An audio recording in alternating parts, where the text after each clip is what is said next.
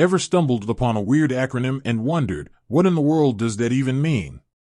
Like, you're scrolling through a job description and BAM. SPIF pops up. You're like, SPIF? Is that some kind of secret code for superpowered interns or something? Well, today, we're diving deep into the world of acronyms, and we're starting with one that's got the sales world buzzing, SPIF. Now, before we unravel the mystery, let's set the scene. Imagine you're in a cutthroat sales environment. The pressure is on, targets are looming, and the competition is fierce. Enter SPIF. It's like the superhero cape for salespeople. It's that extra push, that little incentive that can turn an ordinary sales rep into a quota-smashing machine. So, what does SPIF actually stand for? Well, there are a few variations, but the most common one is Sales Performance Incentive Fund. It's basically a fancy way of saying bonus. But it's not just any bonus. It's a targeted, short-term incentive designed to boost sales for a specific product, campaign, or goal. Think of it like this: your boss wants to move a bunch of old inventory. So, they create a SPIF. Maybe it's a cash bonus for every unit sold, or a trip to the Bahamas for the top salesperson. Suddenly, everyone's fired up and ready to hit those numbers. But spiffs aren't just about money. They can come in all shapes and sizes. Maybe it's a gift card to your favorite store, extra vacation time, or even public recognition. The goal is to make it something that your sales team actually wants.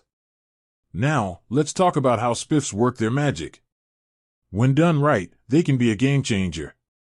They create a sense of urgency, boost morale, and foster healthy competition. But if not managed properly, they can lead to short-term focus, neglecting other important metrics, and even creating a sense of entitlement. So, how can you make sure your spiffs are effective? First, make sure they're aligned with your overall sales goals. Don't just throw money at a problem. Second, make the incentives clear, achievable, and exciting. People are more motivated when they know what they're working towards. And finally, track your results. See what's working and what's not. Adjust your spiffs accordingly.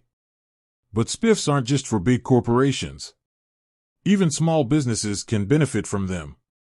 Maybe you offer a bonus for every new customer referral, or a free day off for hitting a monthly sales target. Get creative. Now, you might be thinking, spiffs sound great, but what about the long term? That's a valid concern. Relying solely on spiffs can create a roller coaster of motivation. It's important to have a solid foundation of base pay, commission structure, and career growth opportunities. Spiffs should be the cherry on top, not the whole sundae. So, there you have it. Spiffs, demystified. They're a powerful tool in the sales arsenal, but they need to be used wisely. By understanding how they work and following best practices, you can create a motivated and high-performing sales team. With that said, thanks for watching, and until next time, keep on learning, growing, and crushing those sales goals.